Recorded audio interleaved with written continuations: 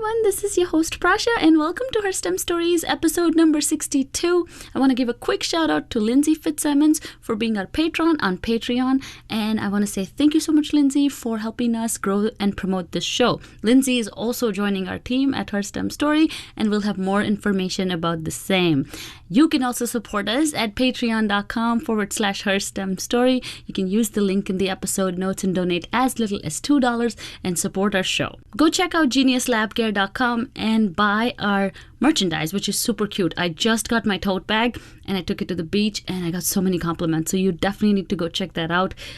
It is very economical and we get a good margin so that we can support and promote this show. So please go to geniuslabgear.com and check out our collection.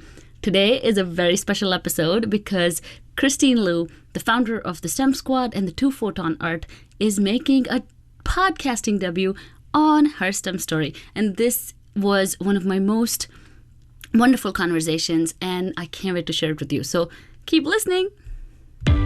Welcome to Her STEM Story, a podcast about real women with extraordinary science, technology, engineering, and mathematics stories. In this show, we'll talk to some absolutely inspiring women and highlight some women-led organizations in the fields of science, technology, engineering, and mathematics. We'll learn more about their work, their struggles, and how they think we can close the gender gap in STEM professions. Keep listening to get inspired.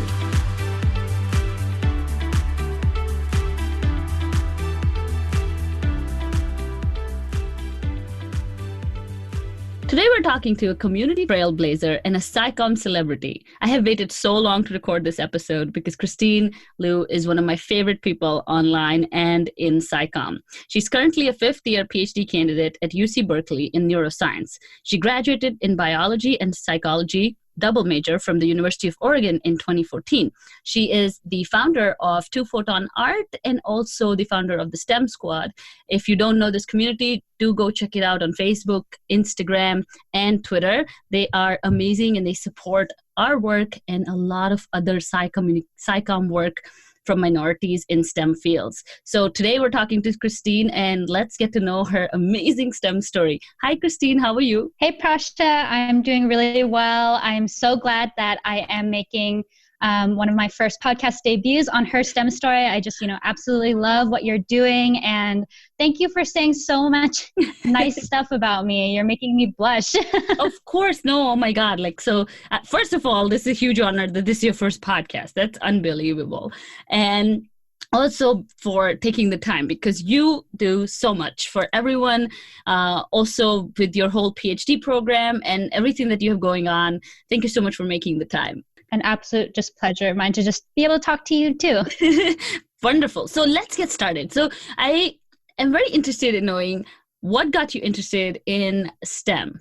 So I think about this a lot, and I don't think there was a particular moment in my life or something that really opened my eyes to the wonder of STEM or science, but I always just had these itching questions whenever I encountered something new. I was the kind of kid that wondered, does everyone see red the same way that I see red? And why is the sky blue? And why does my food turn out like this if I add this much flour compared to this much water? So I was always very curious just about how the ways that the things around me worked. And I remember whenever I would learn something in a science class that just helped things click in a way where I really felt like I was understanding the world around me, I just got this really satisfying sense of feeling like the world made sense. I think a lot of times when I was a kid, not a lot of stuff made sense to me, ranging from just the way that other people acted or why we had certain customs. But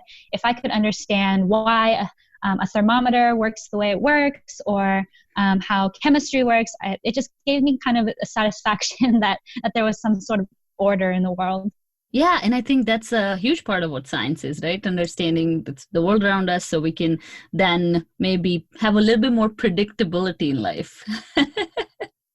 Yeah, I think maybe like I am definitely a little bit of like a control freak. So maybe that's kind of like at the root of it, is really having a sense of understanding and control of the world so that I can, be strategic in almost everything I do, whether it's something like my career or just like cooking.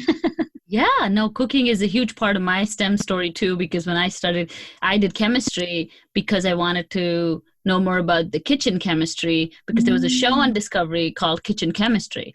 I don't know why they stopped making it, but it was a great show. And he talked all about the reactions happening while you cook. And it was pretty cool. So that's awesome. So yeah, I love that. I should check that show out, because I was really into the show Good Eats, which was on the Food Network when I was a kid. And that was definitely a lot of chemistry and biology as well. Yeah, I'm sure if you if you go on YouTube and search kitchen chemistry, I'm sure it'll show up. I actually ended up making a project in 12th grade about kitchen chemistry, and my teacher was very upset because she's like, oh, like, this is nonsense. Like, you didn't do anything coursework, and, and so, yeah, but it was super cool. And I think that's the curiosity that kind of leads a lot of people to these professions. Tell us a little bit, you say about customs. I'm interested in knowing what's your heritage, where do you come from, and just tell us a little bit about that. Yeah, so my parents are both from China, and they immigrated here before I was born. So I was born in San Francisco. And so, growing up as a kid in an immigrant family, there was a really rich Cantonese immigrant community in San Francisco. So I didn't really, have a lot of uncertainty or questioning about cultural customs very early on in life. But then I moved around a few times, and as I got older, I started to realize like a bit more dissonance in the way that my family was expected to behave, and the customs of other families and cultures. And that was something that definitely just confused me a lot as a kid. And probably if the chemistry and the biology and the physics of the world didn't intrigue me more, I could definitely see myself, going into anthropology or sociology, something like that. But definitely, I think, it gave me a lot of comfort to know just like that there are some very rigorous rules in the world where everything acts according to one way, because I was super just learning so much from all these different interpersonal interactions. And even as a teenager, I got really into psychology because I just wanted to understand truly like what makes people act the way they do, what makes people tick. And I started approaching a lot of very normal everyday activities through a scientific lens too. I remember as a teenager, I had this idea like, oh, I just want to do like strange social experiments, like the kinds where you would go into an elevator and face the wrong way and see if everyone else would face the wrong way, and see how many people it would take to make everybody who was new coming into elevator face the wrong way. Just little kind of things to understand what is a social norm versus what is something that is an action that just inherently makes sense. Mm-hmm. Yeah, no, that's awesome, because, and this is going to be probably a little off topic, but talking about San Francisco and the big Cantonese community there, I was watching Always Be My Maybe, and that's based in San Francisco too, right? Yes, it was. I watched that 2 nights ago, the night that it came out, and it was such a great movie. But I definitely, once they were walking around in what was supposed to be San Francisco Chinatown, I was like, where is this? Because this is definitely not San Francisco Chinatown. San Francisco Chinatown is full of like 80-year-olds that are just like walking really slow, like crowding up the whole street. Like, they're just, it's almost like you're just back in China. It's like crowded and like chaotic and awesome. But what they had in the movie was definitely seemed more like a film set. And I think I actually looked it up, and I think they were in Vancouver, Canada. Yeah. And I feel like that's such a great thing about the US. I think a lot of people point out all the things that are wrong with the US, and, especially in today's political climate. But I feel like US has opened doors for a lot of immigrant communities. It's an immigrant land, but also in terms of, you always have a piece of home here. And I feel that too, because I'm from India, but, they have grocery stores everywhere. Like I never miss, I miss home food, but I never miss Indian food. I mean, you can get Indian food pretty much everywhere, in some places even better than India. And so I feel like that's a great thing that we have access to, being immigrants in the US, right? Absolutely. I mean, not only do we always have like the option of, getting a really nice piece of home, but we just have access to so many other cultures too. Yes. Like I live really close to an Indian restaurant and also to like a French restaurant and also to Thai restaurants. Like I love the fact that not only can we access parts of our heritage and our roots, but everything just comes together so much, and we can really kind of get to see the best parts of every culture. Like I know I alluded to maybe some sort of like discomfort, like encountering new social norms and stuff as I was growing up. But I really think that gave me an opportunity to grow and to really understand who I am and also question whether some of my behaviors are cultural, social norms, or they're things that I actually want to do. So I absolutely love being in a place that is just diverse and mostly quite accepting of other cultures, like in the Bay Area. Yeah, and I think it's New England too. I've lived in a really small town in Texas. I mean, when Trump was elected, and this was literally like November 2016, but people just were so nice. Like I think we shouldn't judge everyone, in that light, which I sometimes feel is not fair to America, because then people from India go like, oh, Trump is making your life hell. And I'm like, not so much, but, I'm sure his policies are not the greatest, but, this country has definitely been very, very friendly and very accepting from the day I have moved here, whether it was a small town in Texas or a small town in Pennsylvania, right? All red states, or whether it be New England or Boston that has the worst reputation when it comes to, being rude. I've met really cool people in Boston too. So I think people are nice for the most part, right? Yeah, definitely. I think so. And I think, you and I also have like a lot of privilege in the United States. So yes. the way that people view us are going to shape the way they treat us. And we are lucky to be in a position where most people, I think in the US, like view Asian immigrants quite favorably. So that is definitely, at least for now, something that, we can, we have happy about, but it's difficult.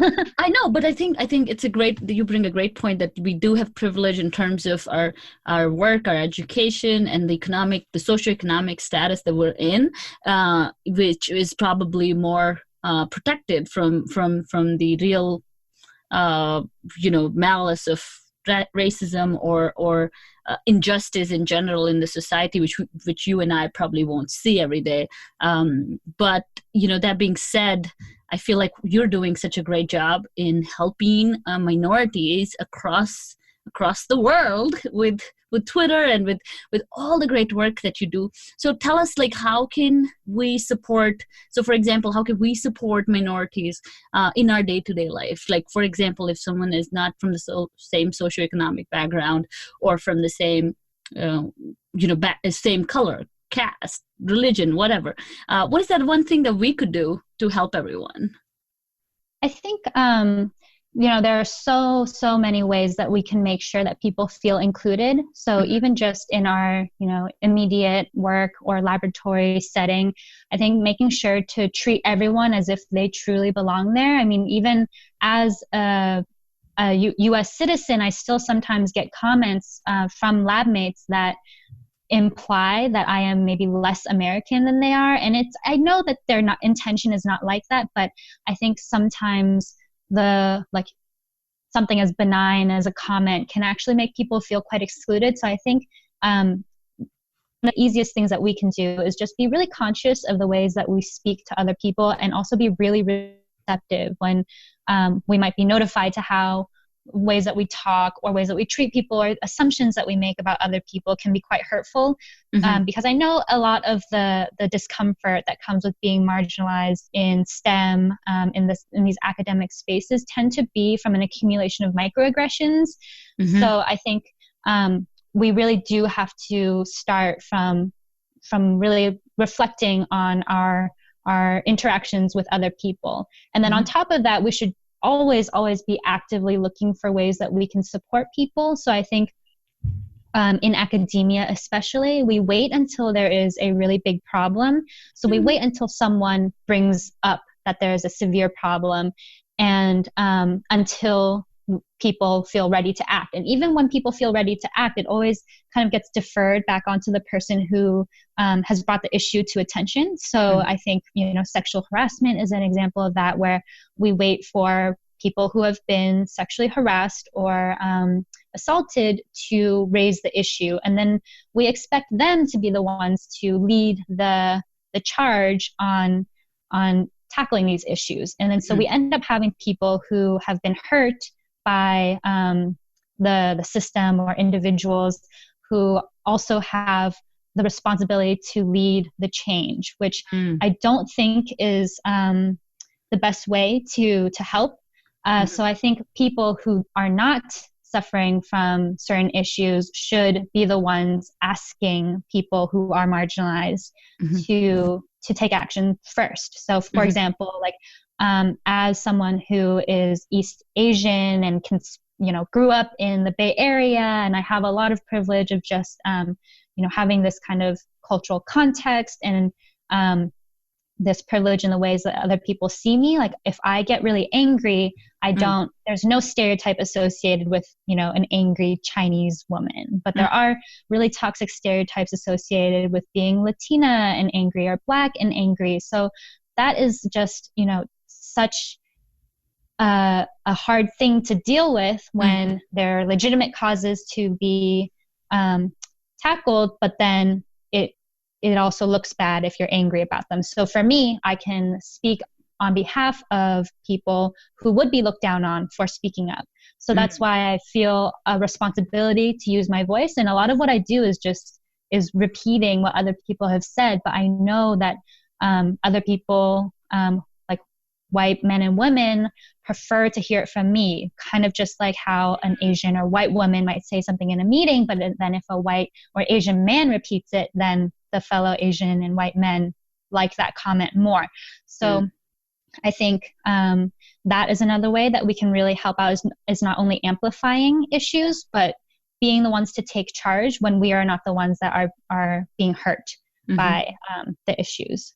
Yeah, that makes so much sense, because, that has come, even in my work, I come across this question of how can I advocate for people who don't look like me or who don't have the same experiences like me, because I may not completely understand their problems and I may not be the right person to do it, right? So, that's something that comes to my mind, but you put it so well that, it's not about you exactly knowing what they feel, but just repeating what they're saying or giving them a platform to say their story, and helping them be heard in a different light, and kind of breaking that stereotype so they don't get, they don't get shunned or again stereotyped. So which makes so much sense, because for Pride Month, I started having these conversations with our friends in LGBTQ community, and to be honest with you, I was uncomfortable going into the conversations because I just didn't want to say that I want to advocate for you, because I don't want to make them feel like they can't advocate for themselves. But at the same time, I also want to give them the platform. And I think just having that dialogue that, hey, these are some things that I feel uncomfortable with. How can I help? It was so great. Like I learned so much, and I felt more motivated to promote their work and to advocate for them. And I know exactly what to do in terms of what it is that they need, right? They just need to be included. It's very simple. Yeah. But that conversation is so hard. And you spoke about microaggression, and oh my God, you're so articulate. Oh my God. How do you do that? Your thoughts are so well organized.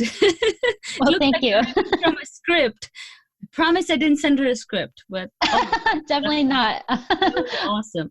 But no, tell us a little bit about it. So again, microaggression is something that you and I in our worlds maybe come across that word more often, but just break that down a little bit for our audience so that they can start, using some cues in their day-to-day life to kind of notice these red flags of microaggression around them. Yeah, absolutely. So microaggressions, I like the metaphor of basically death by 1,000 paper cuts. So it's not something that seems very like a big issue when a microaggression occurs, which is precisely why it's called a microaggression, but it's often actions that have maybe a good or neutral intent that end up having a negative impact. For example, something that probably has happened to you and happens to me a lot is people asking me where I'm from, and then I say San Francisco, and then they ask me, no, where are you really from? Yeah. And I'm like, okay, well, I spent a few years in Oregon, and they're like, no, I mean, where are your parents from? And until I tell them, basically my ethnic makeup, they're not satisfied with the answer. And the question they're asking is not, where are you from? Although they might pose it that way, as in, I just want to get to know who you are. It's basically them trying to confirm or deny their assumption that I come from some, and what country that was, and whether that matches up with my face is usually what the actual intent was. And that's because I've had like hundreds of these kinds of conversations in my life. The impact is actually much harsher than their intention. So for me, as soon as I get asked, where are you really from? I have the same emotional reaction that I've had basically hundreds of times of feeling excluded, feeling like, why am I the only person who is getting asked this line of questioning? Why is this not something that they're asking, like the European looking people in the room, like what countries their parents were actually born in, etc. So it implies that I don't actually belong, which sounds like a big leap, but by the time that you've had the same conversation 100 times, it gets pretty clear cut what is actually going on. And this is just one benign-ish example, but there are other microaggressions that I've faced personally that are basically about me having accomplishments because of my gender. So it goes both ways too, of people saying that I'm more likely to get a fellowship because I'm a woman, or I can go and get reagents or something if I just ask nicely and flirt. So it's very dismissive of my accomplishments, because people will just attribute it to people pitying me because I'm a woman. So it's just things that seem like innocent questions or innocent comments to begin with. But if someone is already feeling like they don't really belong, or feeling like they are being cast as inadequate or worse just because of some part of their identity or their gender identity, racial identity, something like that, the microaggressions add up, especially if they're receiving them from everyone in their lives, like ranging from the PI to a fellow graduate student to people that they just run into at the store. So it almost feels like you can't really escape this kind of exclusion that happens from microaggressions. And it can be really difficult to talk about them too, because they, one by one, they really aren't that big of a deal, and it can be pretty easy to ignore them. But when they happen every single day, or when they happen when you really wish they wouldn't, like while you're presenting a poster or at job interviews, it just becomes really disheartening.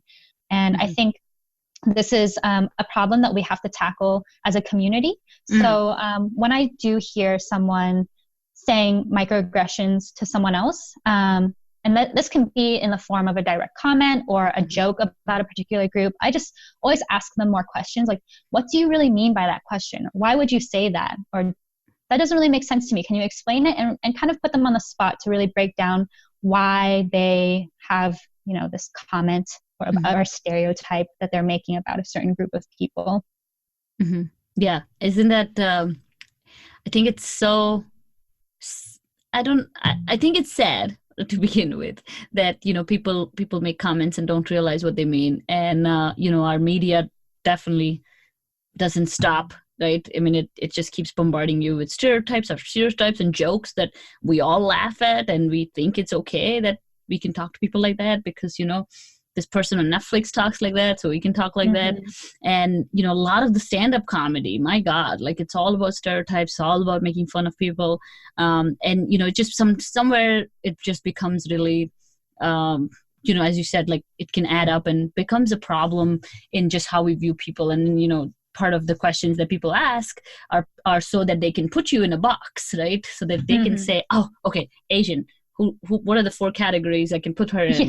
Blah, blah, blah, blah. Perfect. Then she's going to be someone like this, and then just that's it. And so then everything you say after that is going to be seen from a very biased filter, which even they don't know that exists. And it's sad, but I feel like since I have started doing work in this field, I have started noticing these things, which I probably never saw before, because I think that you need a certain amount of awareness to kind of, pay attention to what's being said to you, instead of just kind of like, going through life without kind of paying attention. And then you can slowly try to, as you said, like ask questions and stop people and say, hey, this is why it's not okay to say that. Another thing I use is, I would bring this up at like, when I've been having coffee or something like that, we just start talking about diversity and inclusion and, why it's important. And, that's a very relaxed setting where, a lot of white men would listen to the discussion and be like, that makes a lot of sense. Like, I never thought about it. Like, I never read about it, and, that kind of takes the confrontational situation out of it, where they can become guarded and not listen to what you're saying, because nobody wants to be wrong, right? Everyone wants to be Absolutely, right. Yeah. I think one of the most important things to do is to make sure that everyone is approaching these conversations with the shared goal of making the space better for everybody. Like, correct. Gaining a common understanding of why some things are hurtful, even if the intent is not there. And it's really important to shift away from like a confrontational framework. And so, I think mentioning these at settings where people have signed up to learn is really great. But I think we need to all just learn more from people, like what you said about just listening and asking how you can support someone. I think that is really just at the root of how we are supposed to do this kind of work, because a lot of times I and others do feel really uncomfortable speaking on behalf of others, because that's not what we're supposed to do. Like, take the microphone away from someone and just like interpret what their experience is through our own lens. But really, we should be making sure that we really understand what it's like to be in someone else's shoes, and then providing them only the support that they need, and not making assumptions about what they want from us. Mm-hmm. No, this is great. I mean, we can keep talking about this all day. There's so many layers to the diversity and inclusion topic itself, but then you add another layer of the just being from different cultures and communities, and just having totally different life experiences. That's what makes it even more complicated and also very, very interesting. So, changing a little bit gears here and learning more about all the great work that you do on the other side of the spectrum is, your STEM entrepreneurship work. So you founded Two-Photon Art, which is one of probably the most popular enamel pin shop online. I didn't even know what enamel pins were before I came on Twitter, and I was like, oh my God, there's just so many of these. And your pins are just amazing. So tell us a little bit about the Two-Photon Art and how it came to be. Yeah, sure. So Two-Photon Art is myself and a friend that I met doing an undergraduate summer research program in Oregon in 2012, actually. So we met 7-ish years ago, and we started the business about 3 years ago, I think now, but it really was not meant to be a business. Now people call me entrepreneur or business person or whatever, but this was really just supposed to be a hobby where she and I could keep in touch, because she and I were both kind of artistic people that liked to doodle, kind of liked art projects. And it was the summer after my second year of graduate school, and she had been working full-time since graduating college as well. So we just kind of wanted to figure out a way where we could collaborate on some projects and just have fun and make sure that we could have fun in our lives and prioritize that in a way. Yeah. Being both, very productive, work-oriented people. So we decided just to start making some zines. Well, actually, I'm just going to correct myself. I think this was the summer after my first year of graduate school. So we had both completed a full year out of college at this point, and just, wanted to focus on something fun. So we started making zines, which are just these like DIY art booklets. You just take a standard letter-sized piece of paper, draw some stuff, write some stuff, fold a bunch of them in half and staple it. So it's just like this cool little booklet. And they're really popular in the kind of punk art and music scenes.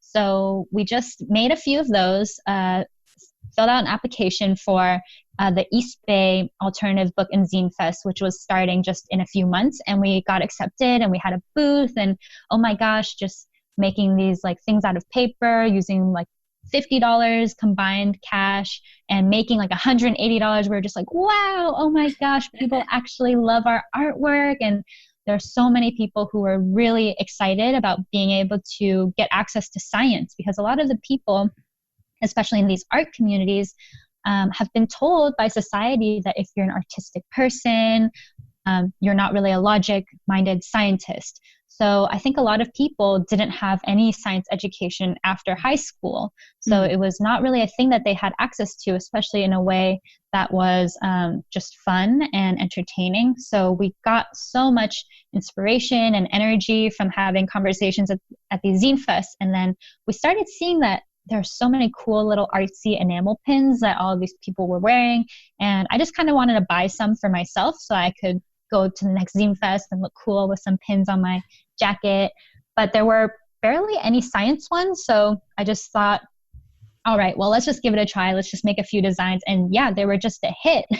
So this is the story of Two-Photon Art, is basically us just doing a hobby, doing something that made us feel fulfilled, and then trying new things all the time, and then just capitalizing on what works. So in many ways, I think it's very, very similar to what people do in a research project, where you kind of try a bunch of techniques at first, but if you find something that works, you really kind of reshape your efforts around it and build off of what is working. So I did not expect to be making tons of enamel pins or anything like that. We started with zines, and hopefully we can get back to that more in the future. But yeah, we're riding the wave of enamel pins for now. Yeah, no, that's awesome. And I think when it comes to entrepreneurship and when it comes to passion projects, sometimes, and it happens to me all the time, but all the things that I learn at work and all these, concepts of what's working, what's not working, doing some experimentation, and just following that kind of structured approach, we all kind of don't do that as much. So, we feel like entrepreneurship is something totally different than our, day jobs or things that we learn in school. And we try to kind of learn everything from scratch. And to your point, if you were just to, kind of make that connection that this is also hypothesis testing at the end of the day. And we have done a lot of it growing up and in college and school, and that's exactly what we do day to day. We can have a more structured approach, and then we can kind of design our efforts around it and make it more effective, like you guys did, which is great. And your pins are spotted everywhere. Like no matter what conference I go to, and I will meet a couple of people who are wearing it, and you're uniting the world in a very beautiful and a special way. Thank you. Yeah, it always makes me so happy to hear stories like that, because it's amazing what can just organically grow when the whole community is super excited about something. Like we do not do any advertising. Like all of the money that we would theoretically put towards buying ads on Instagram or something, we put towards charity and donations and supporting the causes the community wants to support. So it's just a testament to the entire scientific community, like sharing all of our stuff, word of mouth, like people are so supportive. It's amazing. Yeah, and I think it's because we can see how much love you guys put into it and how much authentic you are. And I think that's one thing that if people just, like that's the secret to everything, right? If you're authentic and if you're truly yourself in everything you do, you don't need marketing. You don't need any gimmicks anymore because you truly believe in what you do. And so people are like, oh, if you believe, then I believe because I believe you.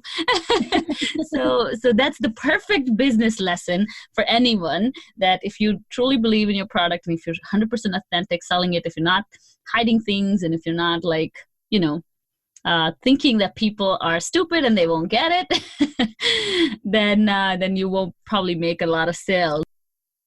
We talked about Two-Photon Art and all the cool stuff that you're doing. Tell us a little bit about, I know you have a great story about how you funded your education.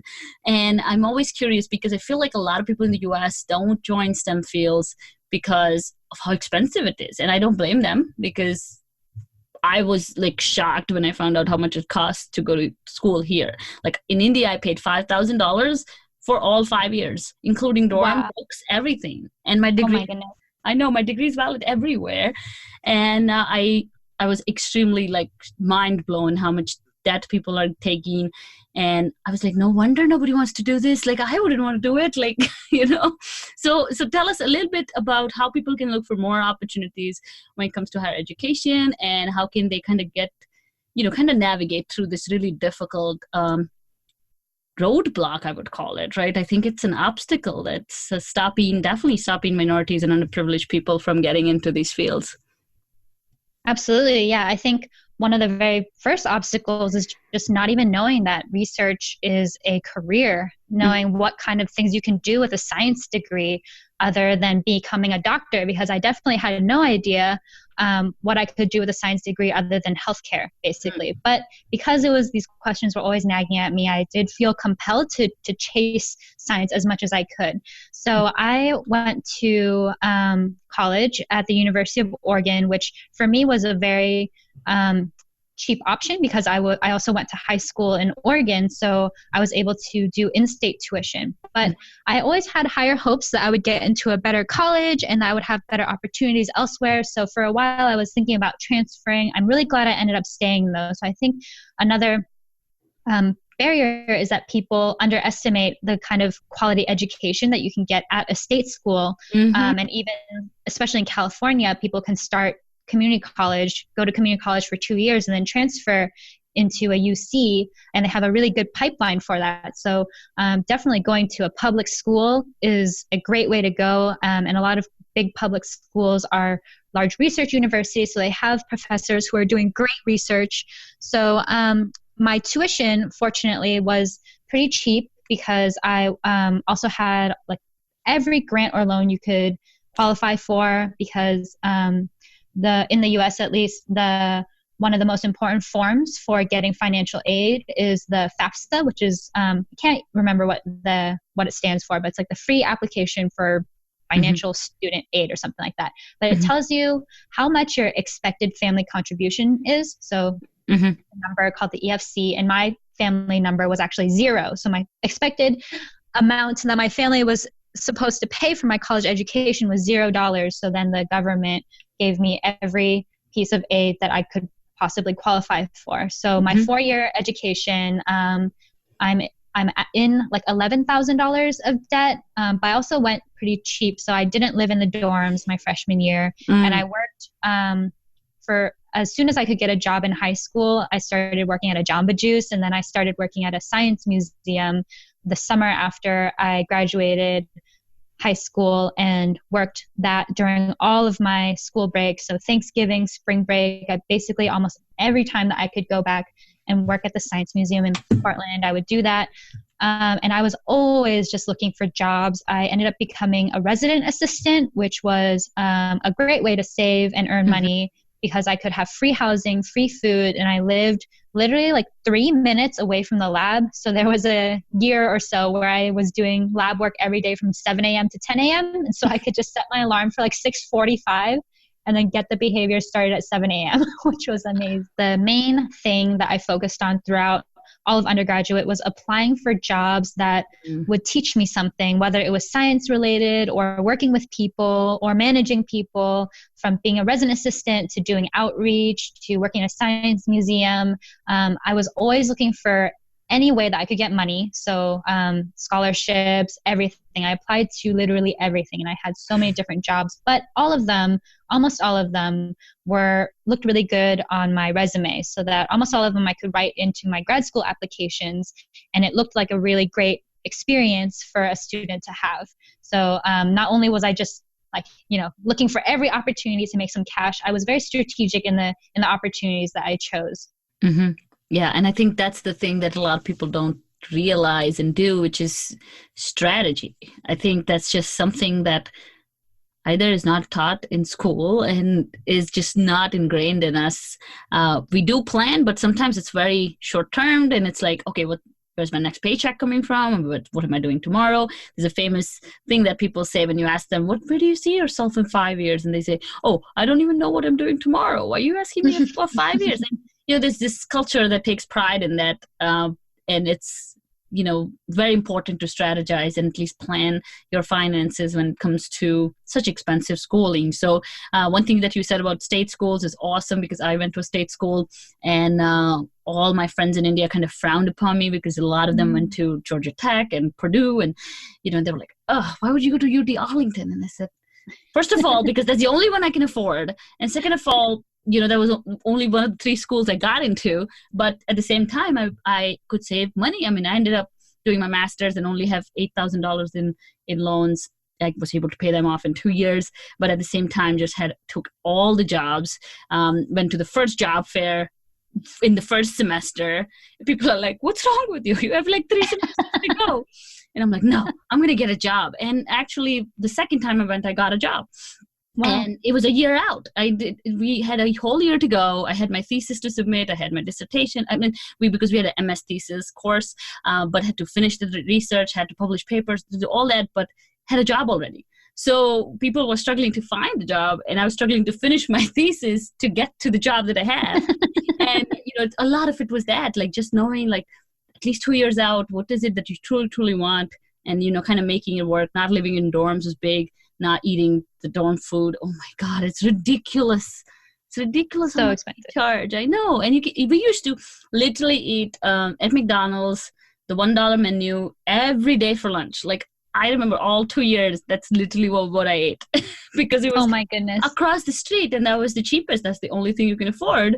And worked at a garage, at a restaurant, at a hotel, everything that I could lay my hands on. I worked everywhere. But that's one thing that I think a lot of immigrants are more industrious, and it's just something that, at least when you're first generation, from my point of view, I just don't have an option of failing, right? I mean, absolutely, everything is on stake. You can't go back. You got to make it work. And I sometimes feel that that may not be the case with people who are from here. Like my husband, he grew up in suburban America. Beautiful house, beautiful neighborhood. Never had any, real issues, and it's just something that they don't realize, because it's not the end of the world, right, if it doesn't work out. Yeah, I think these things are all tied together about like the lack of strategy and having a safety net. So for a lot of immigrants and children of immigrants, not only do we not have a safety net, we are our parents' safety net. Yeah. So there's really no option of failing. Mm-hmm. So the strategy often comes from a necessity, just to avoid, imploding everything that the family has sacrificed. Mm. And even though I had, I wasn't really sure I was going to go to graduate school or do research, but and just like you, maybe you didn't know exactly what job you wanted to do, but just to have that safety net, have options, is just so psychologically comforting. Like I don't think, like I feel restless. I feel physically uncomfortable if I do not feel like I am extremely financially secure. So it's just something that I think is just so ingrained. And I think sometimes there is a little bit of stigma against being super strategic about money, about career, because it does seem like, at least in America, like we're supposed to be able to follow our passion and our inspiration. But sometimes, we just do have to make sure that we can make a bottom line. And even if that means, working, a weird job that is mostly manual labor and not really valued, like that's still something that we need to do, just to make sure that we can go to class and do research for free and do all this other stuff.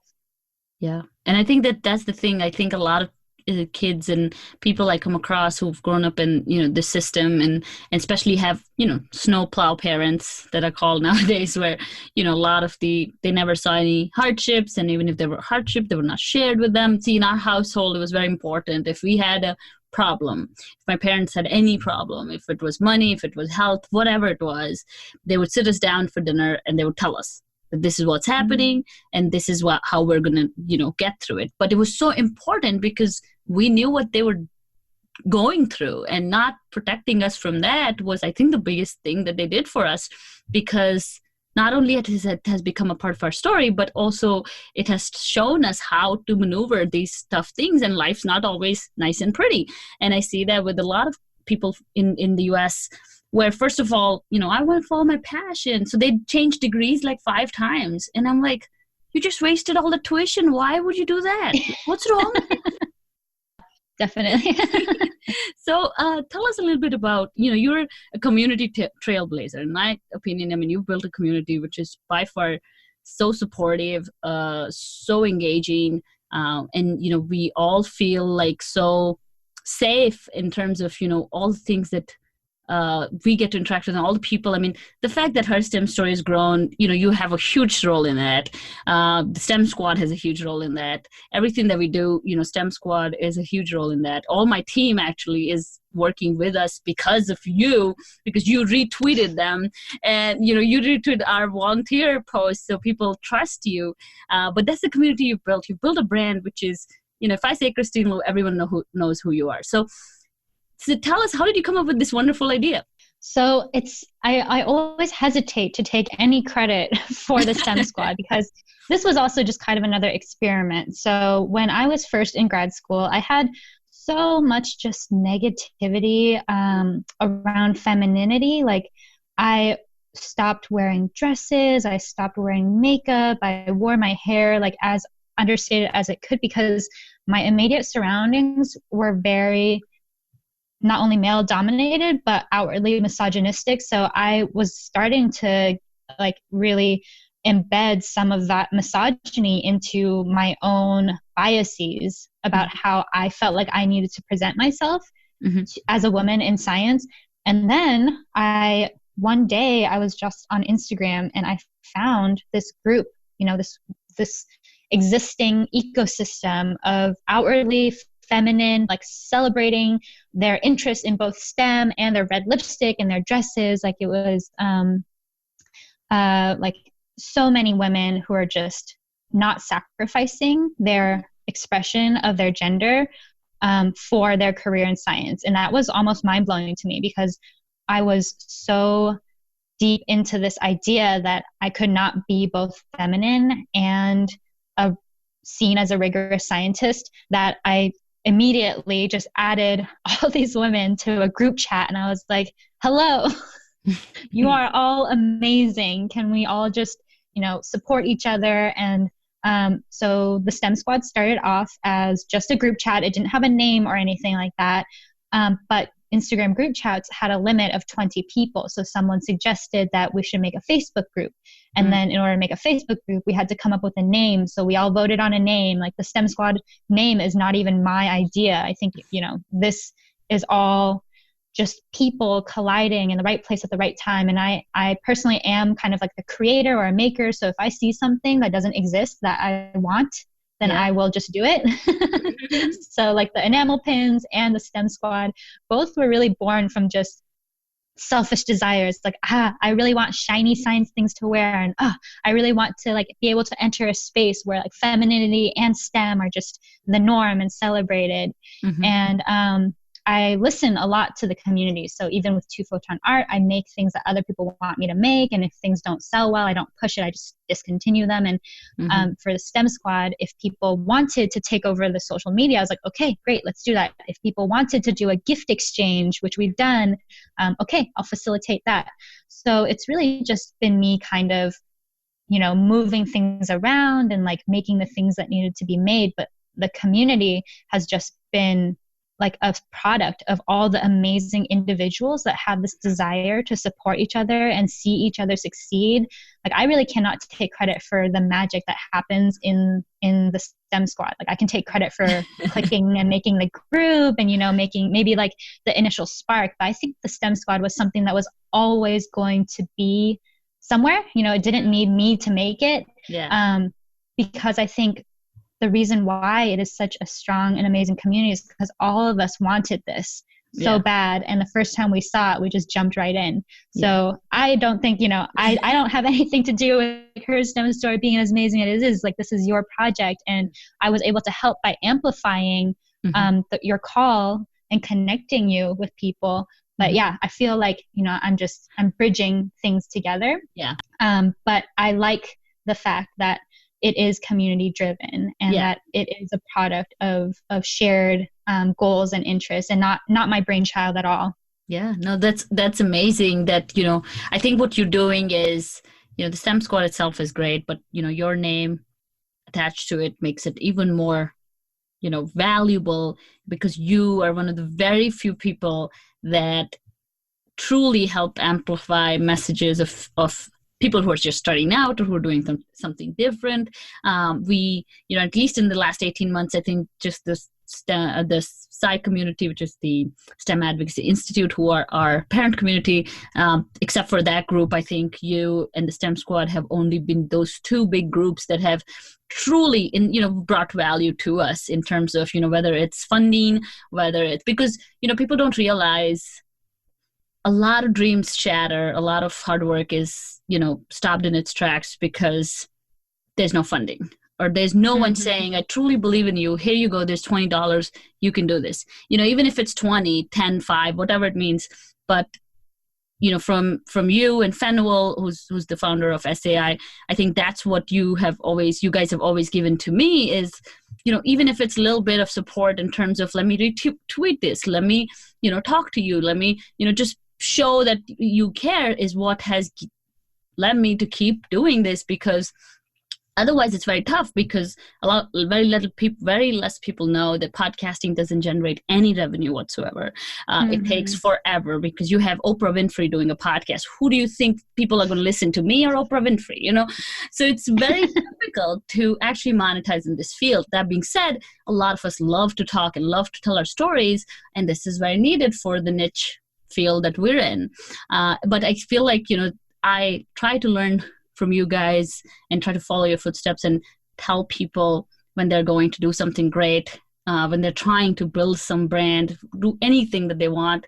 I always, we try to give back, even if it means just $10 or $5 or just a one-on-one for 1 hour, or, let me find someone who can help you with it. But, we're following your footsteps, but thank you so much for laying down that path and just for the kindness of sharing your resources, but also your platform, because as not everyone is doing that, and sometimes when they don't do it, it's hurtful.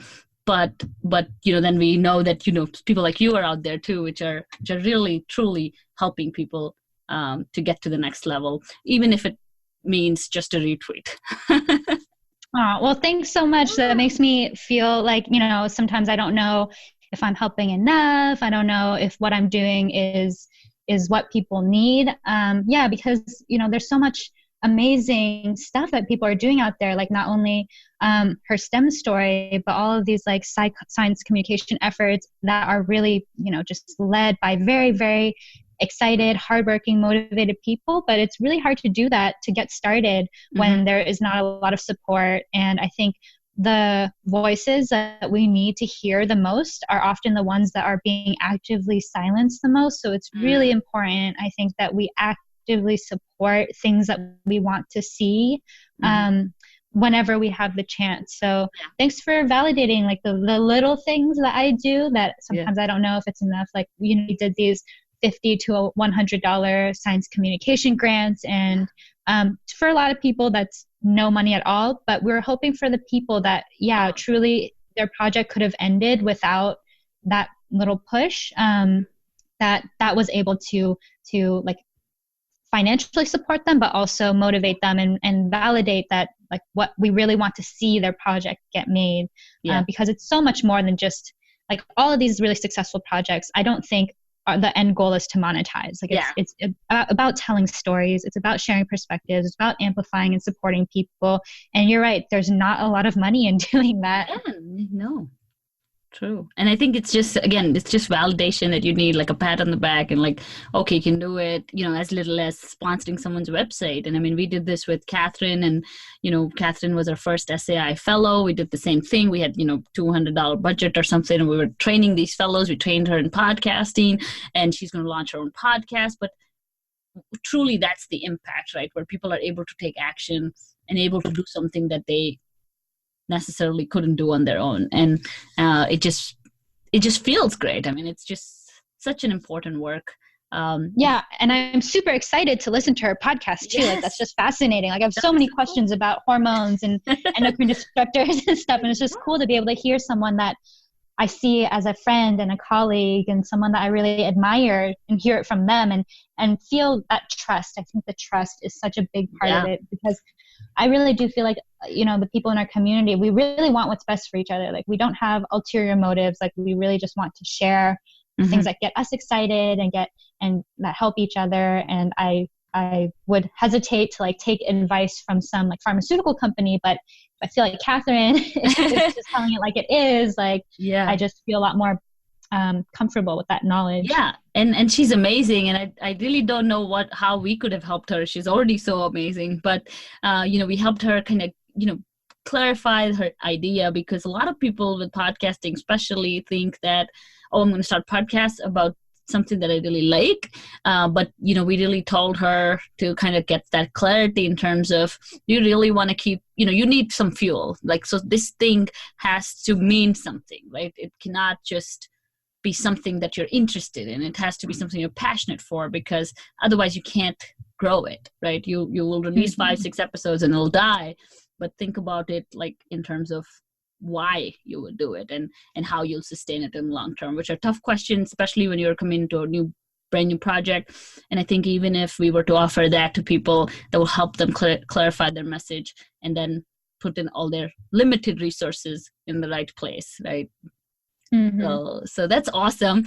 And we have to wrap up here. I would love to talk to you all day, but tell us, what does the future hold for Two-Photon Art and the STEM Squad? Is there anything fun in the future?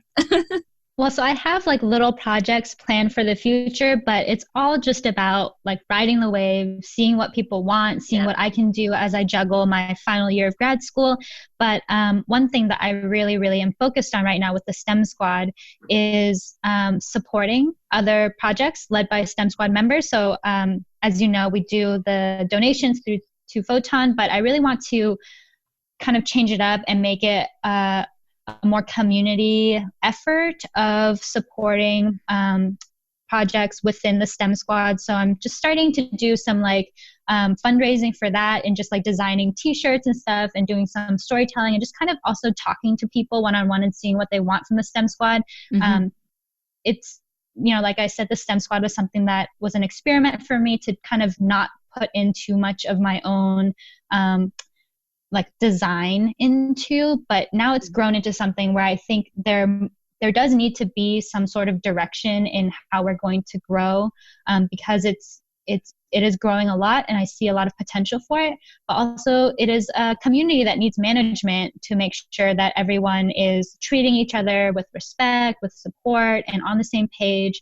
And as long as I could have, just let it kind of grown on its own, I see a lot of potential for some more innovative ways to support each other. So if anyone has ideas on what kinds of things they would like to see the STEM Squad provide in terms of support or collaboration or anything like that, I'm really open to that right now. I really would like to grow it into its fullest potential. I have no idea what that is going to be right now, but I'm really focusing on supporting community members and listening and just seeing what we can do all together and elevate this community.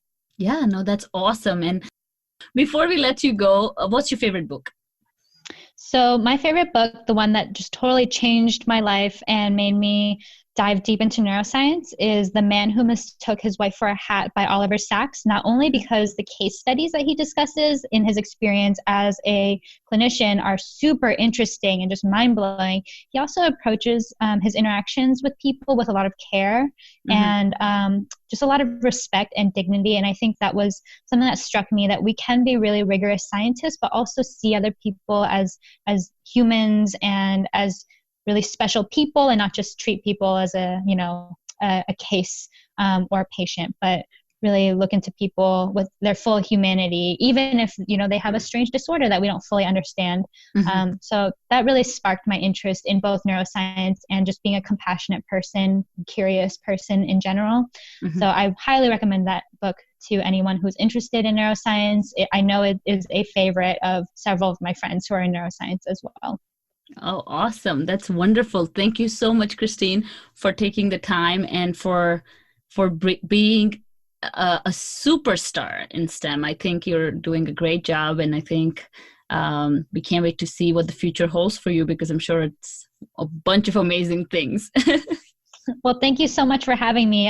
This was a great conversation. I'm so glad that I broke my fear and decided to accept your invitation to be on the podcast. So I really appreciate you giving me this opportunity to do that. And I'm super excited to see what the future holds for her STEM story as well, and how we can support each other as our dreams, evolve and grow. And that was Christine with her incredible STEM story. Please use the links in the episode notes to follow Christine and her amazing work. Next week, we will chat with Catherine Hatcher, who is a neuroscientist, an Instagrammer, science communicator, STEM advocacy fellow, and a soon-to-be podcaster. Catherine was on the show before as a part of our team, but she is launching her show in August, and this episode is so wonderful. So make sure to tune in next week. If you like our show, please leave us a review on iTunes, and please tag us in your posts at Her STEM Story on all social media platforms. Thank you so much for listening. Bye.